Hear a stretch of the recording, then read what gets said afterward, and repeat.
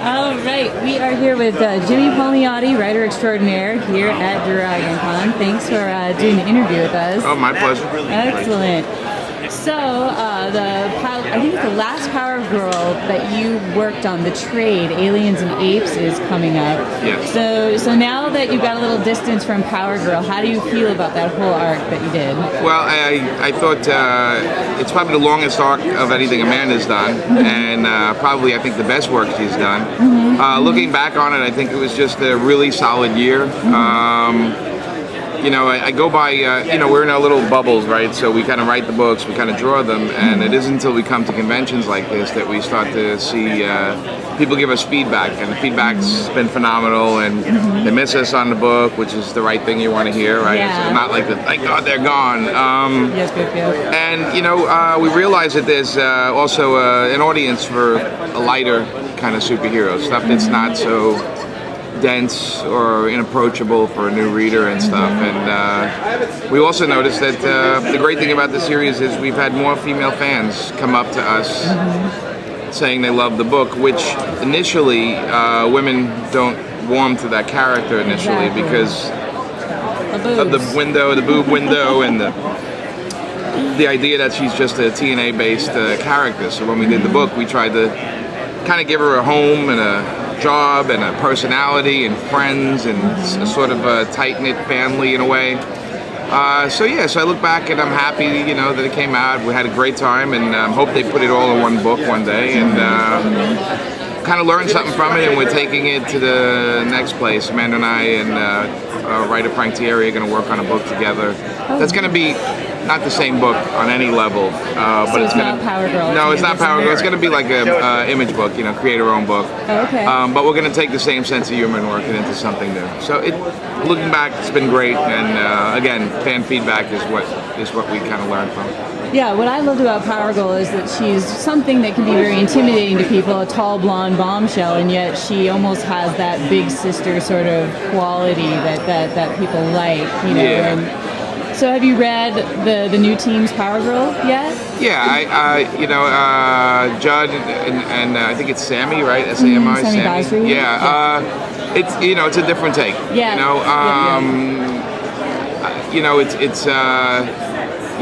They kind of incorporated the character more into DCU right out of the gate, and I think on some levels that's probably what DC wants. We kind of avoided it a little bit because I think it's very dense. I think it's appealing only to the people who read every other book. Yeah.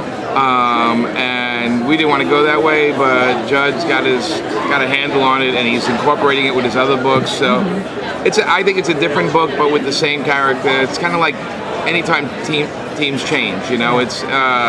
He's bringing his own voice to the character, and I've only read the first two, so it seems fine. It's just.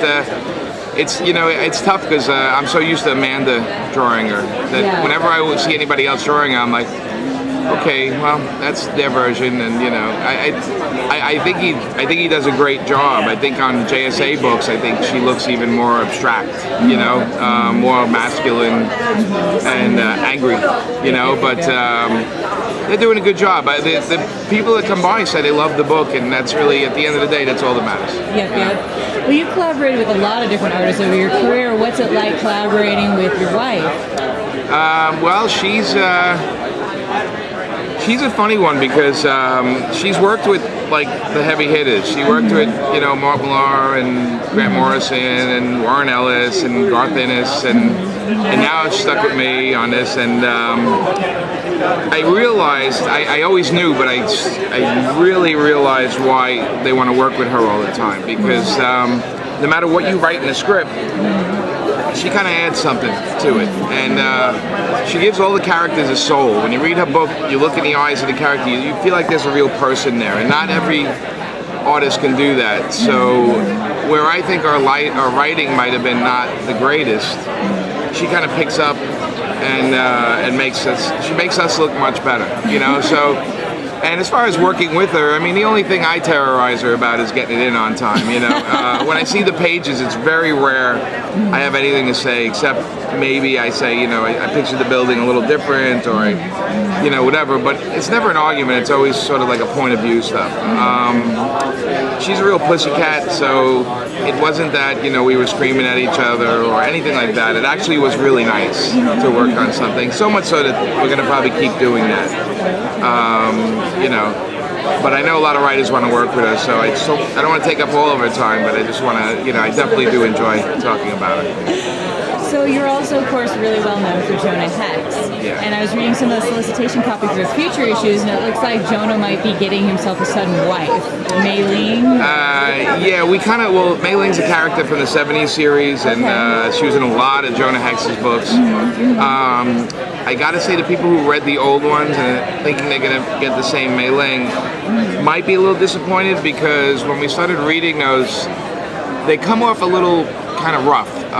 They kind of, I don't want to say stereotype, but I guess the nicest word I can use for that, for an Asian character, and we kind of made her more, I think, a more well-rounded character, and it's just one issue. Okay.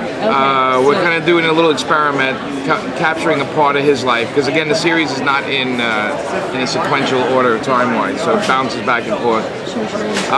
But yeah, it's going to be interesting, because I think some of the diehard people are going to be like, "That's not my Melee," you know, and we're going to always run into that. But I think for what we know about the West and we know stuff, we kind of try to apply that into the book. We try not to do the cliche stuff with the series. It's easy to kind of go that way, but we base our stuff on actual history. Yeah. So even if we're not beating it over the head with it, we're making sure in the book it's accurate.